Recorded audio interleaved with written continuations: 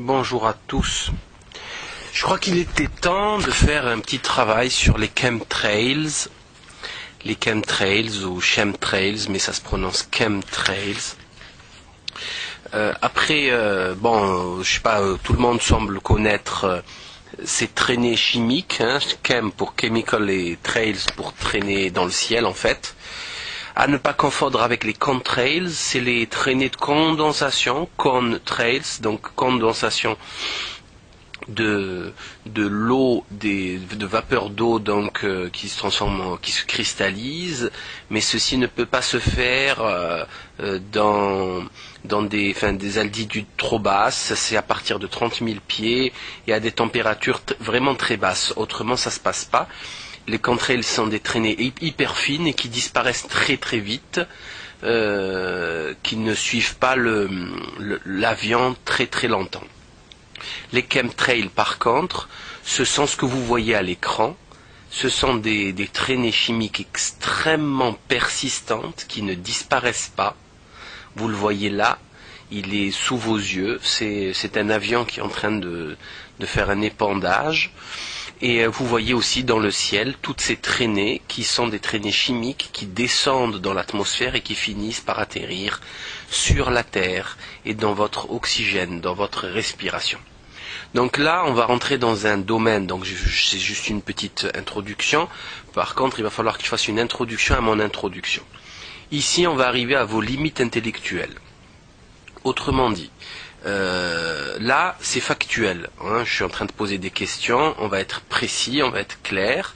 On va parler d'un livre, notamment le livre de Nenki, Chemtrails, les tracés de la mort, édition Louise Courteau, Courteau, ISBN 2 89 239 248 9. C'est un écrivain enquêteur canadien, infirmier de formation, qui a écrit donc ce livre. Je suis pas d'accord avec tout ce qu'il y a dans le livre, notamment la partie Anunnaki. Là, moi, j'adhère pas du tout à cette théorie que je trouve assez grossière, il y a trop de contradictions. Mais là, ça n'empêche que là, vous voyez dans le ciel que toutes ces traînées, elles n'ont strictement rien à voir avec les nuages ni quoi que ce soit d'autre. C'est quelque chose de très récent, ça n'a jamais existé auparavant. Et ça correspond à une apparition de plein de nouvelles maladies émergentes, l'asthme, les bronchiolites des bébés, etc. Donc avant d'aller, je répète, dans le vif du sujet, je pose une question. Là, je vais donner des faits, des preuves, d'accord ?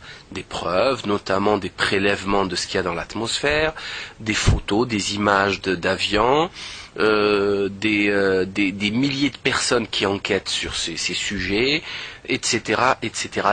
Des vidéos et des photos par centaines, vous pouvez en trouver par milliers sur Internet, et je dirais même un truc beaucoup plus simple, levez la tête demain, levez la tête au ciel et regardez les traînées chimiques. C'est tout, c'est pas plus compliqué que ça. C'est pas la peine d'aller sur Internet chercher des trucs comme ça. Ça ne sert strictement à rien, levez juste la tête. Donc à partir de là, votre capacité d'accepter la réalité va être remise en cause, va être testée, va être mise à l'épreuve. La capacité que vous avez d'accepter la réalité qui vous entoure. Donc on a parlé dans mes vidéos de satanisme. Pour ceux qui ne croient pas en Dieu, c'est vrai que c'est un effort intellectuel. On a parlé de franc-maçonnerie et de rituels satanistes, de cannibalisme, de sacrifice d'enfants, etc. C'est vrai, c'est difficile à croire, etc. Bon, ok. Là par contre, je vais vous parler de choses scientifiquement prouvables, clairement identifiables, que vous pouvez observer par vos propres yeux. Vous les voyez là de vous-même.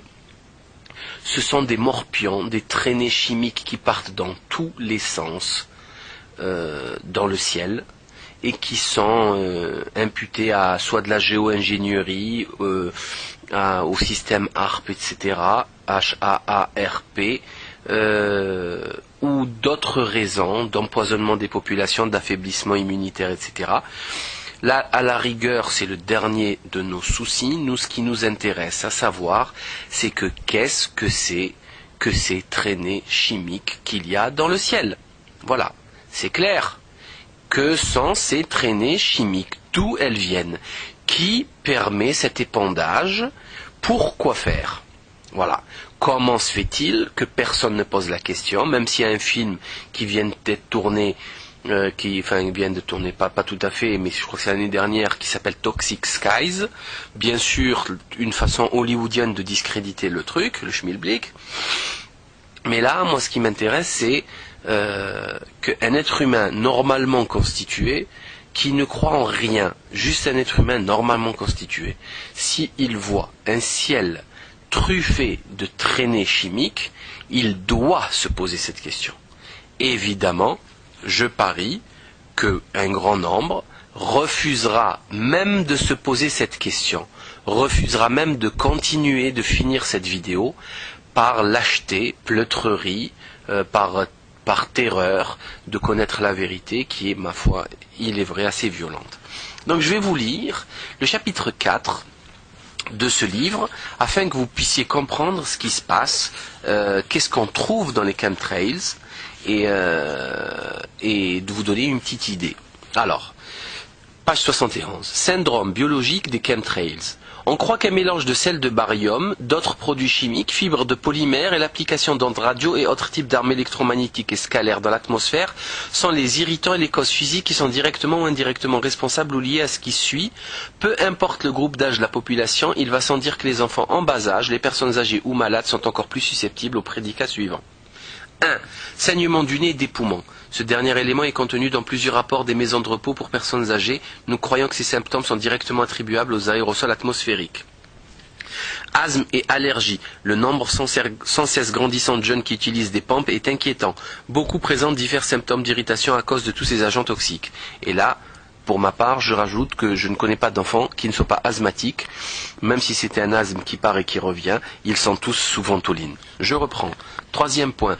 Aspergillose bronchopulmonaire allergique. Champignon microscopique sur les poumons chez les enfants en bas âge. 4e point. Grippe, bronchite et pneumonie. Dans des proportions endémiques, les médecins observent que leurs patients prennent de nombreuses semaines à se remettre et dénoncent le manque d'antibiotiques efficaces pour les traiter. 5e point. Symptômes respiratoires supérieurs, y compris de syndrome de détresse pulmonaire chez les nouveau-nés, les enfants en bas âge et même les adultes. La mort infantile soudaine et augmentation des rapports provenant de tous les coins du pays concernant la mort soudaine d'athlètes rapportés dans les bulletins de nouvelles comme pouvant être attribuables à des particules présentes dans l'air ou à la pollution. 6e point. La fièvre ou les sueurs nocturnes. 7e point. Les décès dus au fongus noir, moisi noir ou rouge sur les récoltes vivrières, fermiers rapportant des changements notables de pH, de sol et d'eau, dans les bâtiments et les systèmes de ventilation, bâtiments scolaires inclus. 8e point. Symptômes semblables à l'arthrite et douleurs musculaires. 9e. Détresse gastro-intestinale. 10. Infection de la vessie, incluant l'énurésie, pas seulement chez les enfants en bas âge, mais aussi les adultes. Fatigue extrême ou chronique. 12e point. Perte soudaine de l'ouïe, acouphène, vertige. De plus en plus rapporté juste avant ou après un orage ou des changements rapides de température. 13e point. Vision embrouillée, tic nerveux après avoir été exposé à l'air extérieur. 14. Peau sèche et lèvres crevassées, éruption cutanée, blessures et infections fongiques, vieillissement de la peau. 15. Chez les femmes. Saignement menstruel douloureux et prolongé. 16. Confusion et mental au ralenti. Les pensées ou les sentiments semblent être dans un brouillard. 17. Désordre immunitaire, lupus, thyroïde, maladie de Crohn et d'Addison, fibromyalgie, borréliose de Lyme, arthrite et rhumatisme. Analyse biologique et chimique des retombées. Il est possible d'obtenir nous-mêmes des échantillons des retombées des chemtrails de l'atmosphère, tels le barium ou autres éléments mentionnés en se procurant un filtre EPA, HEPA, qu'on expose à l'air ambiant pendant quelques jours. Par la suite, on peut l'extraire par des techniques qui sont expliquées sur la page suivante en anglais, www.carnicom.com/PRECIP1.htm. Donc là, par contre, chers amis, ça va être extrêmement violent. Mais vraiment violent parce qu'on va dire ce qu'ils ont retrouvé dans les chemtrails. Ils ont fait des échantillonnages et voilà ce qu'il y a. 1. Dibrométhane, interdit en 84 par l'EPA. Le DB est un additif de carburant. Le JP8 est un carburant à propulsion qu'utilisent ces avions et un insecticide cancérigène avec une légère odeur de chloroforme. On proclame qu'il est semblable à l'iode d'argent qui par le passé fut employé dans des buts d'ensemencement de nuages et de modification du climat. La géo-ingénierie. Une fois absorbé dans le corps, le dibrométhane peut causer la dépression, l'affaissement du système nerveux central et provoquer de l'œdème pulmonaire qui est une accumulation de liquide dans les poumons. Les symptômes de l'œdème pulmonaire incluent le souffle court, l'anxiété, les difficultés respiratoires et la toux. Ce produit est extrêmement irritant pour les muqueuses et les voies respiratoires. Deuxième point. Pseudomonas aeruginosa. Ces bactéries communes ont la capacité remarquable de causer des maladies chez les humains. Elles peuvent s'adapter et proliférer dans divers milieux naturel, incluant celui des humains. On la retrouve même dans la saleté ou la terre, suggérant la contamination possible des échantillons de sol des chemtrails. Surprenant que de nos jours, elle soit créée et fabriquée dans différents buts par des compagnies telles Pathogenesis. Des souches naturelles de la bactérie ont été découvertes dans l'eau potable et dans les hôpitaux. Une fois inhalée par une personne déjà vulnérable, par exemple, souffrant de la fibrose kystique, il se forme des grappes de viscosité, appelées biofilms, qui s'élèvent comme des murs contre les défenses naturelles du système immunitaire. 3. Pseudomonas fluorescens. Une autre souche de la variété de Pseudomonas retrouvée le plus souvent dans le sol et sur les plantes. Sur les plantes, elles produisent des antibiotiques qui les protègent des infections fongiques et bactériennes, très probablement un contaminant dans l'analyse. Enterobacteriacées, incluent Escherichia coli et Salmonelle, qui sont les grands coupables d'intoxication alimentaire. Le plus intéressant de la famille des Enterobacteriacées est le type Klebsiella, dont l'espèce est responsable des infections pulmonaires. Notons qu'au Québec, depuis 2 ans, des apparitions soudaines d'infections aux Escherichia coli et aux Salmonelle ont été rapportées ça et là, sans qu'on puisse en indiquer la cause, ou la source, sinon une mauvaise hygiène ou une filtration inadéquate de l'eau potable, classée dans les poubelles, le dossier clos, cause naturelle. Serratia marcescens, un microbe pathogène dangereux qui est perçu comme pouvant être la cause de maladies mortelles telles la pneumonie, la méningite et l'endocardite bactérienne. Des rapports rendus publics signalent qu'une des plus grandes expériences fut la pulvérisation de Serratia marcescens sur la tête des habitants de la ville de San Francisco. Ce microbe est particulièrement repérable parce qu'il produit un colorant de couleur rougeâtre une fois qu'il s'est développé, ce qui permet son identification très facile. Streptomycine. Les streptomycètes sont employés pour produire la majorité des antibiotiques utilisés dans la médecine humaine et vétérinaire. Ils sont aussi utilisés comme agents antiparasitaires dans les herbicides et dans la fabrication des immunosuppresseurs. 7e point. Enzyme restrictive, employée en laboratoire de recherche pour couper et recombiner l'ADN. Une telle enzyme fend l'ADN en créant une ouverture qui permet au segment désiré d'être inséré avant la recombinaison finale. 8e point est là c'est extrêmement grave, c'est extrêmement violent, des érythrocytes, des cellules humaines, des globules rouges. Des sessions au microscope ont été effectuées sur des échantillons recueillis à l'extérieur avec un filtre EPA dans la région de Santa Fe au Nouveau-Mexique. À plusieurs reprises et durant une période qui s'étire sur 3 ans, Clifford Carnicom et son équipe ont découvert avec consternation des globules rouges dans leur échantillon. Des globules rouges. Les meilleures analyses disponibles d'une combinaison de sources différentes continuent d'affirmer que les particules biologiques démontrées sont bien celles d'érythrocytes. Le refus du service de protection de l'environnement américain d'identifier certains matériaux fibreux et biologiques de nos échantillons démontre bien qu'ils soient profondément impliqués dans la connaissance de ces rapports. 9e point. Autres bacilles, bactéries et moisissures toxiques capables de provoquer des maladies cardiaques, encéphalite, méningite, aussi bien que des difficultés respiratoires et des maladies gastro-intestinales aiguës. BCTP huileux, c'est le 10e. Aérosol liquide ressemblant à du lait crémé considéré comme un décontaminant biologique dans l'environnement. Apparemment, il peut détruire le bacille du charbon, l'anthrax et ses spores. C'est un antibiotique en utilisation variée. On rapporte qu'il n'est pas dommageable pour les plantes et qu'il a de bonnes propriétés comme insecticide. Mais pour l'utilisation interne chez les humains, une solution plus naturelle est recommandée. 11e chose, le barium. Les sels solubles de barium, un métal de la Terre, sont toxiques dans le système des mammifères. Ils sont absorbés rapidement par le système gastro-intestinal et sont déposés dans les muscles, les poumons et les os. Aucune donnée de cas n'est fournie par la communauté médicale sur les effets à long terme du barium dans le corps humain. Les programmes sont secrets parce que l'EPA, l'Environment Protection Agency, énonce que les agences environnementales qualifiées ne doivent pas savoir que ces sous-produits de métabolites des agents biologiques sont nocifs et illégaux à travers le pays. C'est la raison pour laquelle le projet a été gardé secret. 12e et dernier point, aluminium. Je vous rappelle quand même la présence d'aluminium, d'hydroxyde d'aluminium dans les vaccins et qui est directement responsable de la myofascite à macrophage, c'est-à-dire une atteinte musculaire extrêmement grave qui vous paralyse et vous rend la vie très difficile, qui vous handicape. Donc 12e point, aluminium, je reprends sous différentes formes, grandement utilisé comme réflecteur, conducteur et absorbeur d'humidité, et fait partie des particules retrouvées en grande proportion dans les retombées des chemtrails. J'ai pensé qu'il serait important de vous donner des informations plus approfondies, etc., etc., etc. Donc voilà un petit peu le topo. Alors c'est un livre de 140 pages. Il y a des dizaines, enfin pas des dizaines, mais au moins une vingtaine d'images, donc on y voit à peu près tout. Il explique le système HARP. Il montre aussi, par exemple, ce qu'il y a dans les chemtrails, et surtout, ce qui est extrêmement violent, des fibres au microscope. Vous voyez des fibres. Donc vous avez un film qui se dépose petit à petit, qui descend et qui se dépose. Donc vous comprenez bien qu'il va tomber avec la pluie, qui va pénétrer la terre et qui va même atteindre les nappes phréatiques.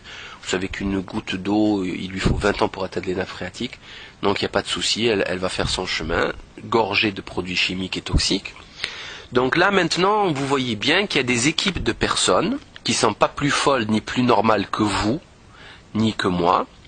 Elles ont vu ces choses-là, elles ont réagi sainement en tant qu'être humain responsable, et elles sont allées voir ce que c'était. Donc ils ont fait des prélèvements, ils les ont menés à des laboratoires et ils ont fait tout ça dans différentes parties du monde, notamment surtout aux États-Unis, au Canada. Et qu'est-ce qu'elles sont ces personnes? Elles sont toutes folles, toutes stupides, c'est ça? Les traînées qu'il y a dans le ciel, elles sont fausses, elles n'existent pas, c'est ça? C'est une hérésie de complotistes, c'est ça aussi? Est-ce que vous pouvez régler la question des chemtrails avec des réponses aussi stupides? C'est ça? Aussi stupide qu'un peuple qui vote à 17% pour un pédophile? Peut-être. À Babylone, tout est possible. Absolument tout est possible. Vraiment tout est possible. À Babylone, l'impossible devient naturel et banal. Mais là, la question n'a toujours pas trouvé de réponse. Donc c'est vrai que là, on rentre dans la pratique, en fait. On est dans la pratique. Qu'est-ce qu'on fait maintenant? C'est quoi tout ça? Où va-t-on? C'est quoi ce merdier? C'est quoi ces traînées? Vous les voyez, il y en a des milliers, dans le même ciel. Moi, perso, sur Marseille, j'en ai vu des dizaines, d'accord? Des dizaines. Il n'y en a pas qu'un seul, j'en ai vu plein, plusieurs jours dans l'année. Il y a des jours où il n'y a rien, mais il y a des jours où il y a ces traînées. Alors déjà, qu'on ne me dise pas que ce sont des traînées d'avions classiques, c'est stupide, c'est beaucoup plus bas, beaucoup plus large et beaucoup plus persistant, c'est évident, c'est physique et mathématique. Ce qui serait intéressant, c'est de demander à vos, à vos bouseux de députés, s'il en reste des types honnêtes, leur demander de poser la question, qu'est-ce que c'est que ça? Qu'est-ce que c'est que cette traînée chimique? Parce que je vous signale que cette traînée chimique, donc, va finir dans vos poumons. Je vous signale aussi qu'il y a plein de nouvelles maladies qui vous touchent, qui nous touchent tous. Des nouvelles maladies sérieuses et graves. L'asthme est une maladie extrêmement handicapante, sérieuse. Les enfants souffrent, les personnes âgées aussi, il y a des morts. Une pneumonie, c'est encore plus grave. Qu'est-ce que fait une cellule, un érythrocyte, dans un épandage, dans un chemtrail? C'est pas possible là. Vous voyez, à un moment donné, faut arrêter. Mais vraiment, hein. Des enzymes, des recombinants génétiques. Faut arrêter, sincèrement. Là, franchement, faut arrêter. Ça suffit, stop. Ça suffit, il suffit. Vraiment. Mais c'est pas grave. Hein, c'est pas grave, Sarkozy va sauver la planète, Daniel Cohn-Bendit, il va vous régler vos soucis en 30 secondes, hein.